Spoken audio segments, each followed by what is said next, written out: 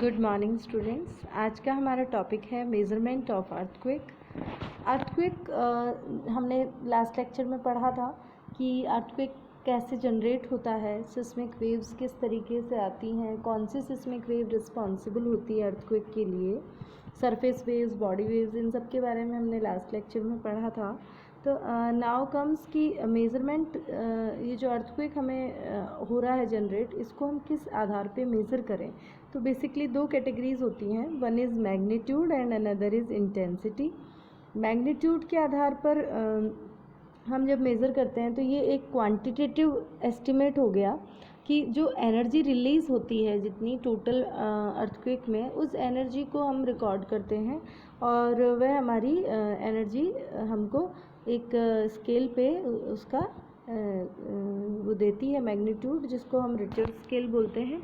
और Richard scale सबसे पहले चार्ल्स रिचर्ड ने 1935 में डेवलप किया था और ये सिमिलरली वैसे ही काम करता है जैसे कि सिस्मोग्राम मेज़र करता है किसी पर्टिकुलर सिस्मोमीटर पे अर्थक्वेक को उसके मेन एपिसेंटर पॉइंट से 100 किलोमीटर पे। उसी आधार पे हमारी रिचर्ड स्केल पे हम उसको 1 से लेके 10 तक इसकी स्केल की पैरामीटर्स होते हैं जहाँ इसको हम मेज़र करते हैं। रिचर्ड स्केल अभी और भी कई इंस्ट्रूमेंट्स डेवलप हो गए, बट रिचर्ड स्केल स्टैंडर्डली अभी भी रिपोर्ट्स को तैयार करने, रिपोर्ट्स में रिचर्ड स्केल को कंसिडर किया जाता है अर्थक्वेक के मैग्नीट्यूड की बारे में जानने के लिए। अब बेसिकली जो मैग्नीट्यूड है उसके आधार पे हम अर्थक्वेक को कैटेगराइज करते हैं 6 कैटेगरीज में: great, major, strong, moderate, light and minor. Basically ये नीचे से ऊपर की तरफ जाएगा कि अगर स्केल 3 से 3.9 पे है तो माइनर अर्थक्वेक है, 4 से 4.9 पे है तो लाइट अर्थक्वेक है, 5 से 5.9 पे तो मॉडरेट अर्थक्वेक है, 6 से 6.9 पे तो स्ट्रॉन्ग है, 7 से 7.9 पे मेजर है और 8 से अगर ज़्यादा है तो ग्रेट अर्थक्वेक, यानी जो डिज़ास्टर होगा वो भी बहुत ज़्यादा होगा। दूसरा हमारा पैरामीटर जो है वो है इंटेंसिटी का। तो बेसिकली इंटेंसिटी एक क्वालिटेटिव मेज़रमेंट है कि जो अर्थक्वेक आता है वह क्या इम्पैक्ट डालता है, उसकी तीव्रता क्या है, और उस आधार पे इसको क्लास किया जाता है कि इंटेंसिटी, जिसको रोमन नंबर्स में एक्सप्रेस करते हैं 1 2 3 लाइकवाइज जैसा मैंने इसमें लिखा है। तो इंटेंसिटी ऑफ अर्थक्वेक डिपेंड किस पे करती है। मैग्नीट्यूड तो एनर्जी को उस पर हम नोट करते हैं, जो इंटेंसिटी ऑफ अर्थक्वेक है वो किस पे डिपेंड करती है। ये डिपेंड करती है कई फैक्टर्स पे, like distance from epicentre. Epicentre आप जानते हैं कि जब हमारी सिस्मिक वेव सबसे पहले ट्रैवल करती हुई सरफेस पे जिस पॉइंट पे टकराती है वो हमारा एपिसेंटर पॉइंट कहलाता है, और जहाँ से जनरेट होती है वो हाइपोसेंटर पॉइंट कहलाता है।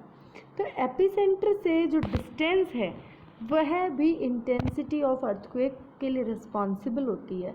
ऑब्वियसली एपिसेंटर पे इंटेंसिटी ज़्यादा होगी, तो अगर वहाँ कंस्ट्रक्शन है, वहाँ डैमेज है, तो वो उस ज़्यादा होगा।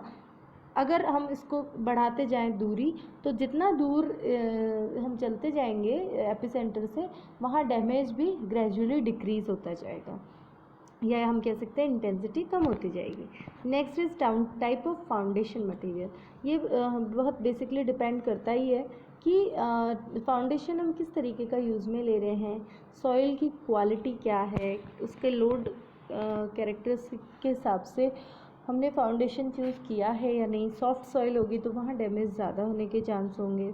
इसी तरीके से building style, type of building पे डिपेंड करता है। Stone masonry, brick masonry buildings हैं या आरसीसी बिल्डिंग्स हैं। अगर स्टोन और ब्रिक मैसनरी है तो उनमें डैमेज ज़्यादा होगा, आरसीसी की फ्लेक्सिबल बिल्डिंग्स होंगी तो उनमें कम होगा डैमेज। अगर ज़्यादा हाई राइज बिल्डिंग्स हैं तो डैमेज ज़्यादा होगा। तो बिल्डिंग स्टाइल पे भी डिपेंड करता है। Then duration of shaking. Shaking जब हम अर्थक्वेक आता है, that mean shaking of the ground happens, जो हम सब ने कभी ना कभी महसूस भी करी होंगी। तो जो शेकिंग है इसका टाइम इंटरवल कितना है, जितना ज़्यादा ड्यूरेशन शेकिंग का होगा ऑब्वियसली डैमेज उतना ही ज़्यादा होगा। और ये जो शेकिंग ऑफ ग्राउंड होती है ये बहुत लंबे समय के लिए नहीं चलती है, ये जनरली कुछ सेकंड्स के लिए करती है, लेकिन उसमें भी डिज़ास्टर इतना इंटेंस हो जाता है कि जितनी कम सेकंड लगेंगे शेकिंग में उतना ही हमारा डैमेज कम होगा। ये इसका एक क्राइटेरिया है। और जो इंटेंसिटी है उसको हम दो स्केल्स पे लेते हैं, one is Mercalli intensity scale and another is MSK scale. अब इंटेंसिटी ऑफ अर्थक्वेक जब हमने निकाला कि किस कैटेगरी में आ रहा है 1 2 3 4, तो बेसिकली ये जो इंटेंसिटी ऑफ अर्थक्वेक है ये हम कहाँ यूज़ करते हैं? ये हम यूज़ करते हैं हमारे जो कंट्री की सिस्मिक मैपिंग करने में, कि सिस्मिक प्रॉन एरिया कौन सा है, तो उस आधार पे सिस्मिक जोन्स में डिवाइड कर दिया जाता है। और ये सिस्मिक जोन्स हमको फर्दर अर्थक्वेक रेजिस्टेंट स्ट्रक्चर्स बनाने में हेल्प करते हैं। उन सिस्मिक जोन्स के आधार पे हम जब भी किस पर्टिकुलर एरिया में कंस्ट्रक्शन कर रहे हैं तो हम उसकी सिस्मिक स्टडी देख सकते हैं और उस आधार पे उस एरिया के लिए रिक्वायर्ड टेक्निकल कंसिड्रेशन को लेते हुए कंस्ट्रक्शन कर सकते हैं, जो कि अर्थक्वेक के लिए रेजिस्टेंट हो और अर्थक्वेक के डैमेज को कम करने में हेल्प करे, अर्थक्वेक डिज़ास्टर को कम करने में मदद करे। Thank you.